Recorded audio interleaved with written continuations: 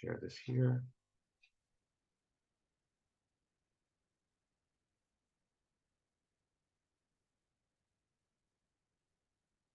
All right, so let me scroll up here to where we last left off, because I think we left off here. This is where we left off, right? We left off. We finished our discussion on the appointed boards, and now we're moving on now to big government. Okay. So what we're going to focus on here today is we're going to take a look at the progression of where we're at when it comes to why government is a lot larger than how it used to be back in the 1800s.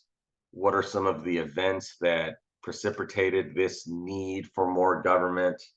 Like I said, in my intro to public administration class, we go over this in great detail because we talked from the beginning about how, if you go back to the 1800s, that government really wasn't involved with much of anything, right? I mean, if we go back to the idea of the dual federalism, like we talked about in one of the previous chapters, that the federal government's main responsibility was basically just, in charge of, the national military, coining money, making sure that patents are valid in all the states, and basically dealing with foreign policy, right? So basically, their only responsibility was dealing with international affairs and affairs that affected all 50 states. So most of the heavy lifting when it came to government was handled by state governments, and even then they weren't really that involved with too much involvement within the everyday lives of their citizens. But nowadays we're seeing that not just the federal government, but state governments are also heavily involved. Local governments also have, a decent amount of involvement within our daily lives. So how did it happen? Like it says here at the top of the PowerPoint slide here. Okay, let's take a look at this concept of urbanization, right? So obviously, of course, if you're familiar with history class, you're familiar with the Industrial Revolution and how this was this was a monumental time in human history where we could begin to ramp up our production when it came to the creation of goods. Obviously, of course, like with Eli Whitney and his cotton gin, right, and how they could just start to really harvest this cotton just on an exponential scale, right? And we had the rising of textile factories and how there's so much that could be accomplished now as opposed to just the way it was, like you just had they're like the way it used to be back during the Middle Ages, with the serfs working on the land with the cattle and the pulleys, right? I mean, those days were gone because now we had mechanical ingenuity that would now be able to just increase this worker productivity on a vast scale. And so we had the mechanization of farms and ranches through these new technological advances. This also led to the implementation of the implementation of transportation, and how that also played a role in terms of the mechanization of the farming with the advent of the trains, right, and the construction of the railroads. And of course, you all probably are familiar with how this affected the United States when it came to the construction of like the Erie Canal, and ultimately leading to the railroad system and leading to the Transcontinental Railroad, and just how this was able to interconnect the far reaches of the country in ways that had never been seen before, right? And so this technological revolution still continues to this day, right? I mean, more recently, we can point to the dot-com era of the 1990s with the rise of the internet, and just how that whole situation has just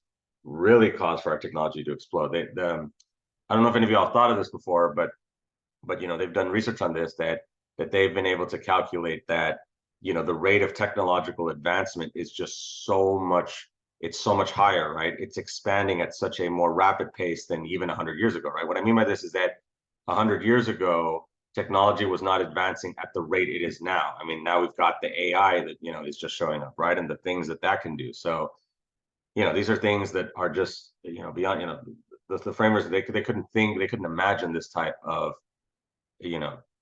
I mean, I'm even reading about what some of the things that AI can do. I was reading the other day that AI could even simulate like passed on relatives where you can have like a conversation with them. It's interesting how much the technology has just advanced, right? So with that being said, this technology is going to require for the government to step in and to ensure that this technology is being used efficiently and fairly. And so this is going to lead us to expansion of government, right? So let's take a look at the major philosophies. So some of these you may have heard of, such as pseudo laissez-faire, an offshoot on laissez-faire and laissez-faire capitalism, which is a French term for basically, to leave it alone type of thing. This is a tendency of entrepreneurs to oppose government involvement in the economy at the general philosophical level, but to seek government assistance for their particular businesses, right? So it's a hybrid of laissez-faire. Laissez-faire, of course, is supposed to, if you're operating in an economy that is true laissez-faire, then the idea is that you don't want for the government to be involved in the economy. You want for the economy to basically kind of, live like and operate like a living, breathing organism. It's going to have its good days, its bad days. It's going to get sick. It's going to have its healthy days. And the government's not going to step in just because there's a bad stock market day. Now, of course, if it's really, really sick, like if it's dying, kind of like what we saw with the stock market crash, as well as the Great Recession, and then more recently, in response to the beginning of the COVID pandemic, obviously, of course, you all have seen that the government will step in those emergencies, but the government's not going to step in if it's just like a poor day on the stock market, right? It's going to bounce back. It's just kind of the ebb and flow of things, right? So that's what laissez-faire is, and so pseudo laissez-faire is this idea that yes, that the companies do not want for the government to get involved like that closely in theory, right? That they don't want to be micromanaged, but they do want to be able, or they feel that they should be able to seek government assistance for their business, especially during times of need, right? Like we saw this during the Great Recession with the Wall Street bailouts and the bailouts of the auto industry, right? Because the idea was that those businesses were too much of the bedrock of American economy, that the economy would tank even further if like General Motors went under, right? They were too big to fail. So that was the argument that was being made back then in 2008. Again, I was you all's age when I was, or maybe a little bit older, yeah, I think I was in my mid-20s by then. So I was already, I was still in my undergrad, but it was already kind of winding down. And so I remember hearing about that in the news and hearing about how that was the idea. The idea was that these companies were too massive, and so if they all went under, then that would have plunged the recession into a depression. So that's why the government stepped in. We also have, so I hope this makes sense in terms of that. The idea is that the companies don't necessarily want for the government to be getting involved like on a daily basis and for everything, but when it comes to like major circumstances, as well as to assist the businesses for when it benefits them, also is what pseudo laissez-faire is supposed to be about. And then social Darwinism, you've probably heard of this as well. It's an offshoot on Charles Darwin's, on the origin of species, this idea of natural selection. You're probably familiar with his theories of evolution, how species need to adapt to changing circumstances or else they're not going to be able to survive. And so those who are the most talented and hardest working should be rewarded according to the laws of natural selection, the survival of the fittest, right? That like I said, the animals that are able to adapt to new conditions and they're able to that they're able to live on and be able to survive because they can adapt to the changing conditions. And so social Darwinism takes that and talks about how that the people who are most successful, there's a reason why they're being successful, right? They are the ones who are working the hardest, and they're not giving up, they're persevering. And the idea is that that they'll be rewarded for that, by not giving up and not succumbing to, kind of like the apathy of failure and things like that. I know I can say for myself that, that I didn't get in as an educator right away. I didn't become a teacher until I was 30, even though I knew that I was good enough to have been doing that job even in my 20s, but I hadn't gotten the opportunity yet. But I didn't let that dissuade me. I kept, adding to my credentials.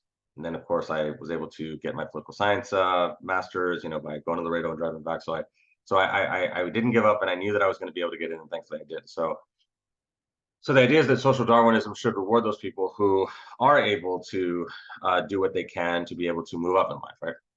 And then, so of course, there's consequences also here within the boom and bust economy and widespread poverty. And so we saw this in Texas, especially when it came to the construction of the, or the creation, I'm sorry, of the Interstate Commerce Commission and beginnings of activist government. So remember, we referenced this in chapter 1. Remember how we talked about that a lot of the farmers in Texas, they were being ripped off by the railroads, the railroad companies, because the railroad companies were charging the farmers just exuberant, exuberant fees to be able to, to allow for the farm, exuberant fees to where if the farmers wanted to, they wanted to send their produce, or if they were ranchers, they wanted to send their cattle on the rail cars, they were going to have to pay just an exorbitant amount of fees to be able to get them on there, to the point where they weren't making any money. In fact, some of these farmers were losing money. So they were like, well, what's the point? I mean, I'm losing all this money in these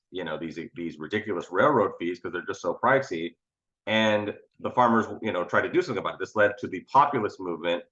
And because the farmers were so perturbed that the railroads basically had bought and paid for the Texas legislature, because they had engaged in lobbying techniques, and they had, they were, fundraising and all that stuff. So basically, the Texas legislators were in the pockets of these railroad companies, and so this led to the Grange movement, the populist movement, to try to fight back against the railroads, and ultimately this allowed for the Interstate Commerce Commission to be created. And so the national government had to intervene to protect citizens from big business, right? So keep in mind that this is also during the Gilded Age, right? This is in the late 1800s, right, where businesses had basically, the courts had basically favored businesses and was not in favor of government regulation of the businesses. But ultimately, we start to see the tide turn towards progressivism, and as we get towards the turn of the 20th century, with progressive presidents like Teddy Roosevelt and Woodrow Wilson, that started to change the tide in terms of creating protections for big businesses. This also was the time when, like Upton Sinclair with The Jungle, and how he was, writing about the dangerous working conditions that were going on in the factories, right? This was before OSHA. There was no OSHA back then, so there were no safety standards back then. So you had these factory workers that were having their limbs cut off, unfortunately, right? So we start to see this change to where now government is going to start to pay more attention to what's going on in the economy and to regulate these businesses more. And so with that has to come bigger government, right? Because now you're going to have to hire more people. You have to fund these agencies more. You have to create new agencies to oversee all this. And so we started to see that we needed for government to grow to be able to accurately, to adequately regulate these businesses in order to protect the citizens for how they were being treated. Okay, and then post-war growth. So let's get to what happened after World War II. Now, of course, also keep in mind that the New Deal policies, like we talked about before, this was also a way that the national government started to intervene, right? So let's also talk about that a little bit, right? So also keep in mind that with FDR coming to become president in response to what happened with the stock market crash from 1929 and the Great Depression, subsequently after that, that we saw this shift in the federal government to where now the federal government was now in the business of providing services for people, right? This is where we had the advent of the SNAP program, the food stamps program. The Social Security Administration was created, and all of the alphabet soups of the alphabet soup different federal agencies, such as the FDIC, and then of course the SEC, the Securities and Exchange Commission, and all of these other regulatory bodies that were meant to regulate Wall Street and to regulate the economy to ensure that we wouldn't have the Great Depression ever again, at least not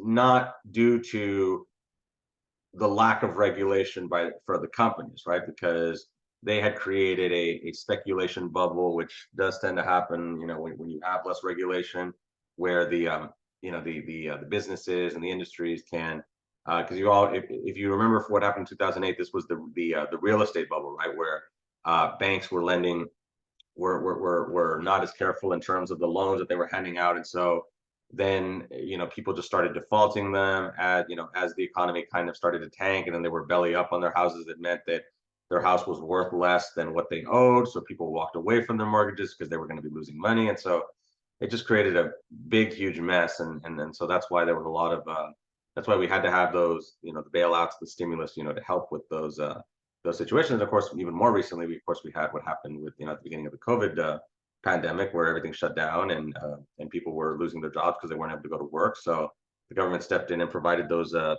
stimulus money, but I'm sure some of y'all got some of that money as well. So this is an example of how nowadays the government is more involved in providing those services. So let's continue with the post-war growth, right? So after World War II, and of course, heavy government involvement when it came to the production of military supplies and all that stuff. That pretty much kickstarted the it allowed for the United States to finally leave the depression once and for all. So let's take a look at some of these other examples. So an expanding electorate and more complex society largely contributed to growth, right? Because again, this is also during the American Civil Rights Movement, where now African Americans are starting to regain their right to vote. They had it under Reconstruction, but then they pretty much lost it. Now they're gaining it again with landmark cases such as Brown's Board of Education, and then leading to the Civil Rights Act of 1964, Voting Rights Act 1965. We also see other groups such as Hispanics and Asians start to become more involved in the political process. We see more of this activism from Hispanics, such as Cesar Chavez over in the 1960s over in California with the United Farm Workers. So we're starting to see more and more of these minority groups start to assert their rights as Americans within the American political system. And so with more people voting, this is also going to mean that more people are going to want to seek those or at least there's going to be the greater need for government services, right? Because more people are getting involved in the political process. And so a more complex society largely contributed to growth. Like we said, that we started to understand that government was going to be needed to regulate more of these industries. I always like to compare remember how like Abraham Lincoln, when he became a lawyer, he didn't need to go to law school. He was just self-taught, right? He was reading these law books and getting some experience there, working in at some of these law firms. However, though, it's not so simple now. Right now, it's a lot more stringent. It's a lot more strict. There's a lot more requirements, right? Now, if you want to be an attorney, you have to be accepted to law school. You have to pass the LSAT, and then you have to complete your classes and pass the bar exam and get certified by Texas Supreme Court. And any type of medical doctors as well, they also have to do their residencies and pass their medical board. So these really prestigious positions, they're definitely going to require a lot of school, and that's why they get paid so much, because of all the work that was put into their to prepare for them, right? So again, we start to see more of this regulation, both at the national level as well as the state level. Major areas of national expansion or involvement include education and healthcare. We start to make more of an investment in education, such as Jimmy Carter. He created the Department of Education, and we start to see just more of this emphasis in terms of money being spent on education, not just K through 12, but also higher education. We start to see healthcare reform. Of course, obviously Obamacare is the gold standard when it comes to healthcare reform in this country. The expansion of civil rights, like we mentioned, during the American Civil Rights Movement and continuing, and environmental pollution. This leads us to the discussion of President Nixon creating the Environmental Protection Agency, and now understanding that we have to do more to ensure that the pollution that is being created by these factories, that it's not contaminating our way of life, right? When it comes to the air we breathe, when it comes to the water that comes from the rivers, right? We have to make sure that those waters aren't being heavily polluted and the air isn't heavily polluted, right? So we have more of those regulations. And the new services increase the number of people necessary to keep the wheels of government turning, right? Because with more services being offered, more people needing those services, we got to hire more people, because there's just not enough to be able to get done. And even then, it's hard to get all this stuff done. Expansion continued through the 1970s. So even though leading up to this time, it had been kind of like a progressive time period, even though Nixon was a conservative, but you could also make an argument that Nixon was at least to conservatives today, Nixon, you could say, was pretty progressive here. Okay, anyway, so let's go ahead and continue here. So how did it happen? So again, now then we move to And we're talking a little bit about political history here. Now we're going to move to the 1980s with the conservative turn. That's the name of the chapter for the history. I teach also U.S. History Part 2, and the name of the chapter for this is the conservative turn. This is where we start to see, pretty much after Jimmy Carter was defeated by Ronald Reagan in 1980, we start to see this shift towards more conservatism. I mean, even Clinton in the 1990s, who was a Democrat, was a very moderate Democrat. And you could also make an argument that Obama, when he became president, also tended to become more moderate as well here. So we start to see this moderation of politics here, starting during the Reagan administration. And so this leads us to the concept of devolution, the shifting of responsibilities from national to the state governments. And this is done mostly through how the federal government is going to send money to the states, which we'll talk about that here right now. So the election of Ronald Reagan began this trend. Ronald Reagan, of course, is regarded as one of the most popular conservative presidents of all time. And you probably heard the phrase Reaganomics and the trickle down economics, and just wanting to get away from big biz. I'm sorry, not big, from big government. Sorry, wanting to get away from big government and instead catering more towards the private sector and having the private sector take the lead on these major decisions especially within the economy here, right? So again, strong Republican influence, 4 Republicans and 3 Democrat presidents, and as I mentioned, this of course has been since that time here. And as I've mentioned, that even with those 3 Democrat presidents, like I said, Clinton was very moderate, Obama somewhat moderate, I guess you could say. President Biden, he's definitely been somewhat progressive, but he's not at the progressive levels, let's say someone like Bernie Sanders, who was also trying to run for president, right? So also keep in mind, of course, he's Obama's former VP, so there's definitely going to be a lot of influence there in terms of how President Biden does his job. There's going to, there's definitely going to be some influence, even though he's going to run his own path. Also keep in mind that in 2008, that Joe Biden actually was running in the primary. I don't know if any of y'all knew that. He was actually one of the primary candidates. It wasn't just Hillary Clinton and Obama. Joe Biden was also in that group, although he dropped out earlier because he wasn't able to get too much support. But yeah, he was running for president back then in 2008 as well. So, but with that being said, we see that even though the numbers are almost even, that the Democrats that have been in president have been pretty moderate, not like someone like JFK or LBJ or FDR. The Democrats, have been much more moderate here. And then strong influence of presidents with previous Republican gubernatorial experience, right? And again, you can also lump in Bill Clinton in this topic as well, because he was, as well as Jimmy Carter. Both of them, both Clinton and Carter were governors of Arkansas and Georgia, respectively. Reagan was the former governor of California. George W. Bush was the former governor of Texas. So you can see that there's a lot of influence there when it comes to, and a lot of people talk about, okay, like when we look at presidents, who tends to be the most successful when it comes to presidents? Is it maybe like a senator like Barack Obama, or is it more like a governor like Bill Clinton? Some political scientists have they debate this. I tend to be on the side that I tend to go more with the gubernatorial experience. Again, this is just my own personal observation, because of the fact that job is more reflective of what a president is going to do. Because when it's kind of like, if let's say like you're a manager at a smaller company and then you become a manager at a bigger company, the job itself is pretty much the same. You're just going to be responsible for more, right? So as a governor, you are the chief executive of the state, and then becoming president, you're the chief executive of the country. Now, of course, the job is a little bit different, because now you're going to be responsible for for the federal government, and that is different from the state.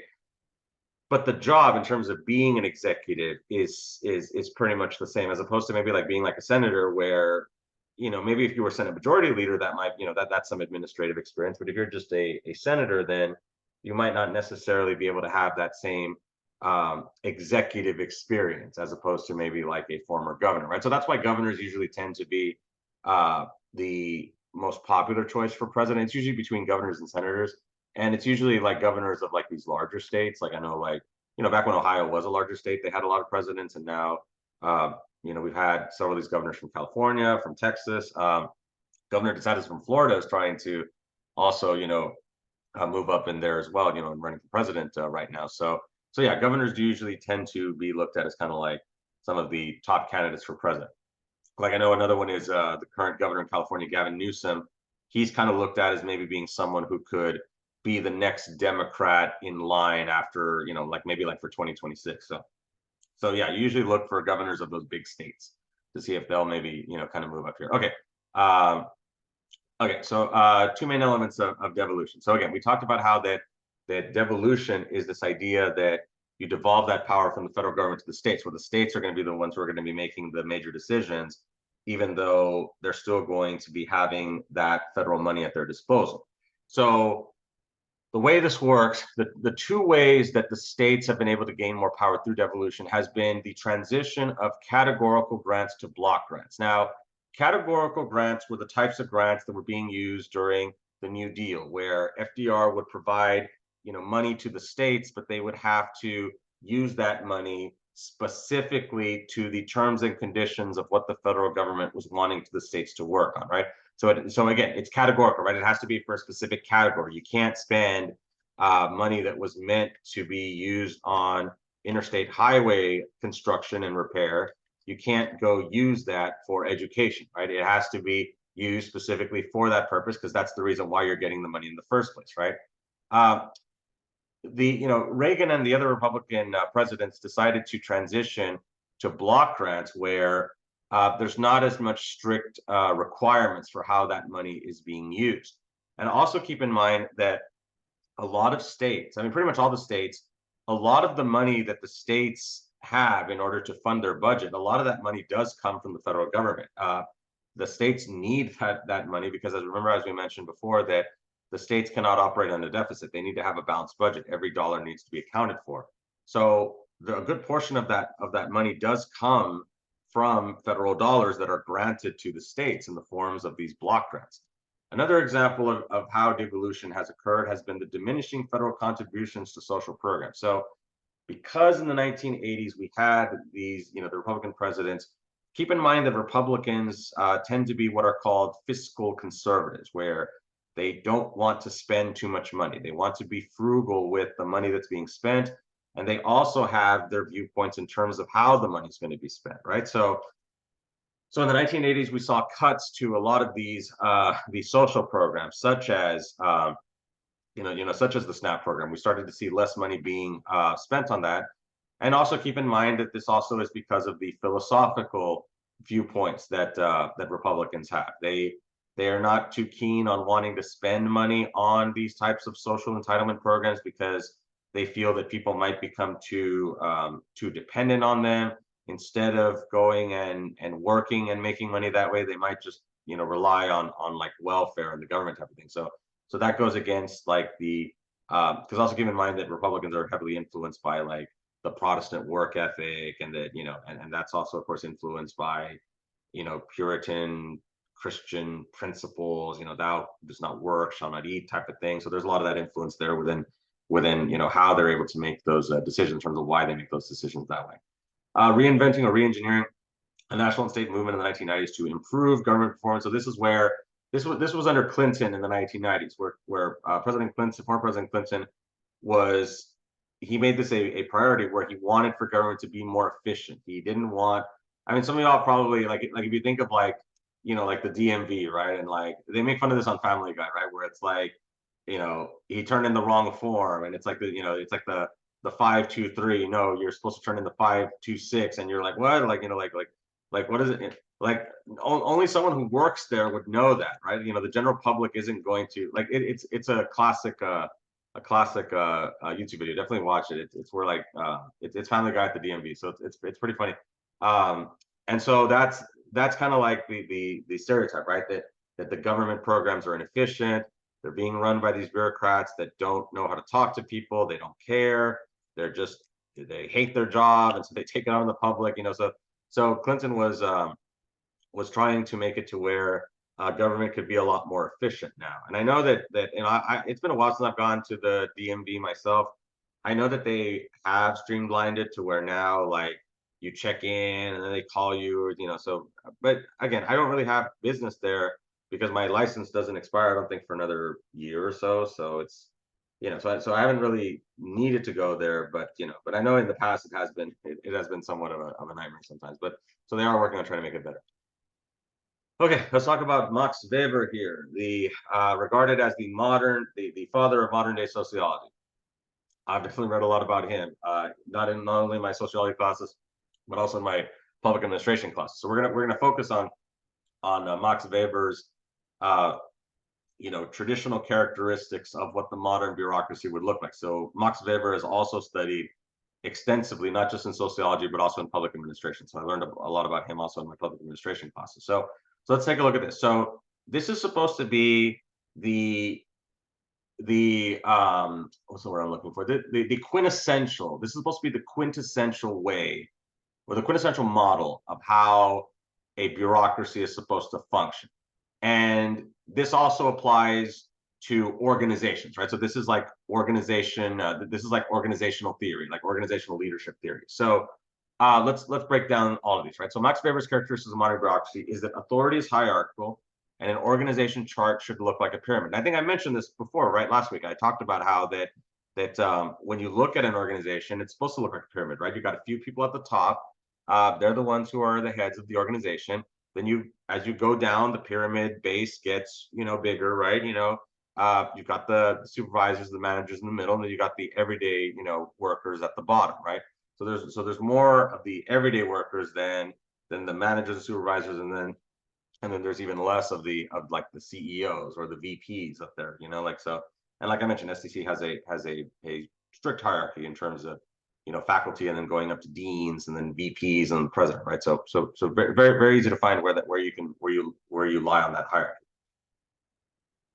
Individuals are assigned specific tasks to perform, and a combination of training and the continual performance of these tasks results in expertise in the specific area, right? So this is talking about how this is why organizations have requirements for the jobs that people are going to do, right? So if you all have ever applied for jobs, you're probably familiar with the job description, right? So a job description is important so that people will know what the job entails and whether they qualify for it, right? And some jobs are going to have more requirements than others. I know that pretty much any job that you'll apply for, especially if you move up to like let's say like a director position, it's not enough just to have education. They're going to want experience, right? And they're going to want like middle management experience to then move up to be like high level management, right? So if you want to be a director, you probably should have been like a coordinator before, you know what I mean? And so there's a lot of that. It's hard to get into those positions until you actually have the experience to do those positions, right? And of course, the training, the constant training that assists, that's also called professional development. That's another term for it, and of course we also do that. We have a lot of these professional development trainings in order, like one of the ones that I'm going through right now is to maintain my online teaching certification. So I have to submit those hours. And so those are things that I have to do. And then bureaucracies have defined jurisdictions. That is, they are created to accomplish definite and limited goals, right? So an organization is going to be limited in terms of what its responsibility is, right? So with STC as another example, their main goal is to educate college students, okay? And that doesn't mean that they don't have other aspects that they dove into. That those aren't the faculty are not the only departments, right? You've also got support departments like the business office that ensures that people get paid, the security and police departments make sure that everyone is safe, right? So even though that's not necessarily related to education, but those departments are essential for the health of an organization in general, that you need those other departments to ensure that the organization is able to function, right? So that's why there's so many departments in organizations now, right? I mean, you might think to yourself, like, I mean, do we really need like all of these, And of course that's debatable as to whether we need all of them, in terms of, do we need like some of these organizations, some of these departments might sound very similar to each other. So you might think like, well, I mean, is that really necessary? But in terms of the different types, yeah, we definitely are going to need that, because like I said, we've come a long way to where we understand that, people need to get paid and people need to feel safe at work. There are extensive rules and regulations to ensure that policy is implemented uniformly and consistently, right? So this is why policy manuals are longer than our own US Constitution. It's actually kind of interesting to think about, right? That a policy manual for a college, which is part of the government, is actually longer than our own founding document that that policy manual is supposed to be in compliance with. So, but yeah, but it's because they go into a lot more details, right? Like a policy manual goes into so many details. It goes into like how people are hired. It goes into how their pay is how they come up with their pay. It goes into like, you know, dress codes and grooming standards. It goes into like um, using social media on their own time. There's so many different provisions that these policy manuals go over, and that's why it's so incredibly lengthy, because now there's so much of that, you know, there's so much of that oversight now. Bureaucrats, because they follow comprehensive and detailed rules that depersonalize administration, are politically neutral, or at least they're supposed to be. And I know that I can say this for myself, that we are not supposed to be engaging in politicking at work, right? Like I am not supposed to be telling you like how to vote in this constitutional amendment election or next year who to vote for president. I am not allowed to do that because that is not my role. And I do understand that because of the subject matter that I teach, it is a little bit more difficult to kind of maintain that neutrality. Like if let's say you're teaching a bio class, I mean, you should not be talking about politics at all in that class, because the material that you're teaching is irrelevant from that. But because my material that I teach is politics, that's why I have to be very careful with how I teach, because I have to make sure that I'm not, you know, like engaging in indoctrination, all that stuff. But in most cases, you know, that the bureaucrats might not necessarily be that close to the political discussions as compared to me, because I, you know, teach this stuff. So they can be a little bit more insulated and not get involved politically. In fact, they're not supposed to. There are policies that are put in place in these organizations where they're not supposed to. Like I'll give you another example. Like there's a federal law called the Hatch Act, which says that federal employees cannot be like running for public office or things like that, that they have to give that up first. They can't be politicking at work and all that stuff. So that, you know, and the reason for that is because we, you know, they wanted to maintain the neutrality of the government, right? In terms of the everyday workers, right? Not, you know, not the people who are running for office, but the everyday staffers, right? You don't want, their role is not to be making political decisions, but to carry out the policies being put forth by the elected officials, right? So they do have to maintain that neutrality. That is required. It doesn't always happen all the time, but they are supposed to. Now, so again, with that being said, what we'll talk about here though is that let's see, I want to make sure to see where we're at. Okay, I think we're okay. I think we're, yeah, we're kind of coming up here towards the end here. So with that being said, we also have to look at how that, you know, how does the modern bureaucracy that we have today, how does that compare to what Max Weber was talking about? Because what I want y'all to understand is that Max Weber's traditional characteristics is the ideal setting, right? In an ideal world, this is what a bureaucracy would look like. This is what a, you know, public agency, a public organization should look like. But as we know, we're dealing with humans, right? Humans have emotions, right? They have feelings, and those feelings and emotions can definitely, you know, get in the way of, you know, adhering to, you know, the requirements of how we're supposed to conduct ourselves as public servants. I know, you know, I know like sometimes I'll share like, you know, some personal examples. I know sometimes I'll get like, you know, just to put it out there, just some very rude emails. And so I have to maintain that sense of professionalism. But at the same time, that doesn't mean that I don't address that. I definitely do bring that up. Now, of course, I have to do it in a professional manner, but I definitely don't just ignore if someone sends me an email. I do mention that, that is not appropriate. But I don't engage in like making it personal, you know what I mean? Because that's not my job is supposed to maintain that professionality while at the same time calling people out for engaging in their unprofessionality, but doing so in a professional manner. So, and there's ways to do that. And it's not the easiest thing to do. Some people just ignore it, but that's not who I am. You know, like I definitely, you know, if someone's being unprofessional, I definitely have to say something about it. but of course I do it in a professional manner, which is definitely possible. So with that being said, let's take a look at the contemporary characteristics. So modern bureaucracy is largely free from outside control. And, some of you might be thinking, well, how is that possible, right? If these are public employees, what happened to the whole, well, my tax dollars pay for your job type of thing, right? Which we definitely, I've never had someone tell me that. Although when I was in security, I heard that a couple of times directed at other people.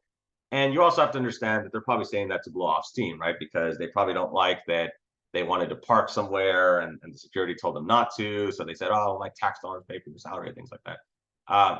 It's something that, comes with the territory in terms of being a public employee. But thankfully, I haven't encountered that type of thing, at least me personally. But anyway, so with that being said, let's take a look at why modern bureaucracy is largely free from outside control. So the diffuse power. So the book talks about how that in Max Weber's definition, in terms of how he sees, these organizations, there's supposed to be a clear division of power, right?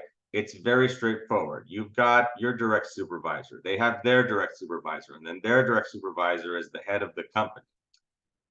But it's not quite so clear cut when we look at government bureaucracy. And again, and I can give you an example for myself again that as an instructor, I have my department chair who I answer to, and then he's got the dean.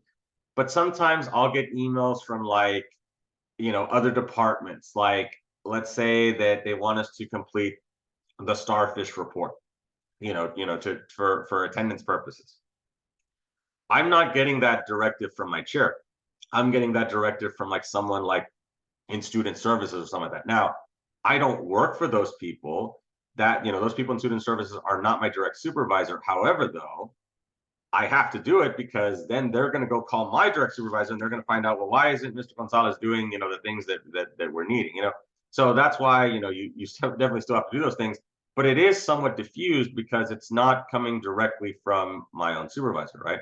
And the rules often contradict one another. Again, this also happens. I've seen this as well, that where I'll hear one thing from the chair in terms of okay, we've got this deadline, and then I'll get an email from the other department. Like let's say he's passing the message along from what this other department is asking us to do, and then the other department is going to be no, we need it today. And then we're just kind of and sometimes this actually does happen, where they get kind of the days wrong or things like that. So it's just, it can be frustrating when you're hearing different things from different people. I mean, I don't think it's being done maliciously, but sometimes it's just, And then overlapping jurisdictions, right? Kind of like what we talked about here.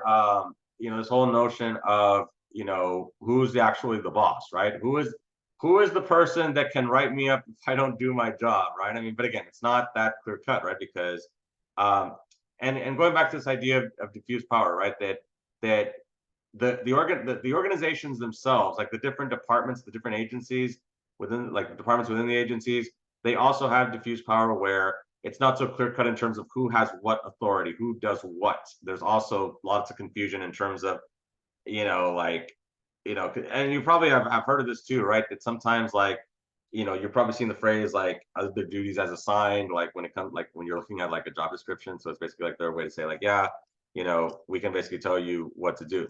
We can tell you to do other stuff, even if Now there are some limits to that. I don't think they could tell me to go and clean the bathrooms, right? And they can't say, oh, other duties as assigned. It does have to be related to the work that you were hired for. But that's for legal experts to determine if a certain duty as assigned, kind of goes too far, right? Rule of expert is uncertain. Internal disagreements dominate organizations. Oh dear. Especially in colleges and universities and higher ed, where you've got a lot of smart people and they all think that they're right. I mean, you see this a lot. Everybody, and a lot of people have opinions. I mean, I do too. I mean, I probably wouldn't be in higher education if I didn't have strong opinions, right? So it's interesting to see how those discussions go, right? I've been trying to get into faculty senate for a long time, and I've not been able to, but I would definitely be interested in seeing how those conversations go. Those get to be pretty interesting. But yeah, because you've got a lot of experts and they are not going to agree on everything, you definitely see a lot of that here. You also see this a lot. Let me also mention another point, that there's also disagreement on like how to run an organization. So again, and I've been studying this, with some of these public administration classes I've taken, as well as some educational leadership classes. And there's disagreement about, do some organizations want to apply that traditional top-down approach where the boss tells you what to do, no questions asked, or are organizations wanting to move towards more like team leader type of a type of setup where yes, it's the boss has the final call on decisions, but did they elicit feedback from the workers? Did the workers have any say in the matter?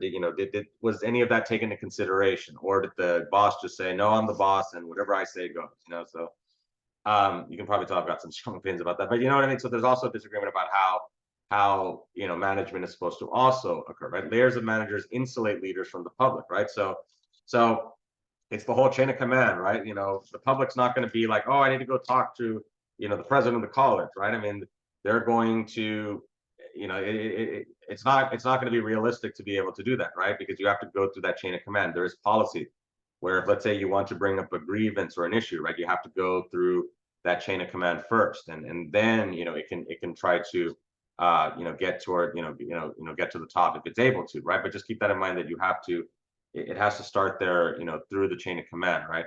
And because these organizations are so large and there's so many different levels, it's going to be difficult to be able to get to the top. Expanding size. These organizations are getting larger and larger and larger. More people are getting hired. Like I said, SEC, they've got enrollment of over 30,000 students. So that's going to come with not just more professors, but also more, support staff to assist the students and the professors with the job they're trying to do. And then frequent reorganization. You see this in the corporate world as well, especially when you have like mergers of companies and organizations. You also see this also in the public sector as well when it comes to reorganizing different agencies. I mean, like in Texas, an example would be a couple of years ago, we had the Texas Youth Commission, which was basically the state agency that was in charge of the juveniles in Texas, and that agency went by the wayside due to corruption, criminal misconduct, especially out in some of these facilities, like out in West Texas. Like I said, I used to work there in that agency, so I got hired right after that controversy happened at the West Texas State School. So it's just, so to make a long story short, they reorganized and they rebranded themselves as the Texas Juvenile Justice Department, and there's still issues with that. You can look that up. There's still like issues when it comes to like treatment of the juvenile inmates, and just and then also the poor working conditions of the correctional officers, and how sadly a lot of them contracted COVID, and just very very sad situation. I'm glad I'm not there anymore. But anyway, so the frequent reorganization also happens within these organizations, especially when you have budget cuts, which, as I mentioned before, right, that as Texas, as Texas is a rather conservative state, they're always going to look at the bottom line when it comes to whether we should be funding these organizations as much as we do. So with budget cuts also is going to come reorganization to try to reshuffle the responsibilities, right? Kind of do more with less type of thing, right? So if you've got budget cuts, you might have to let some people go and then reshuffle the responsibilities. This is why I still continue to add teaching fields that I can teach, because I want to be able to be versatile. So right now I can teach 4 subjects, and I can teach political science, history, criminal justice, sociology. I have 18 hours of public administration, but that's not really something that's taught at the college level, at least at a 2-year institution. I'm also trying to get communication as well as education and psychology. So I'll be working on those over the next couple of years as well as getting my doctorate in political science. So I'm wanting to try to do that, in case anything, and we saw kind of like with the start of the COVID pandemic, how unfortunately some people did lose their jobs. And so it's just, you never know. So I definitely want to be as protected as possible here. So, okay, let me go and stop the share, and let's go to an end for today here. Okay.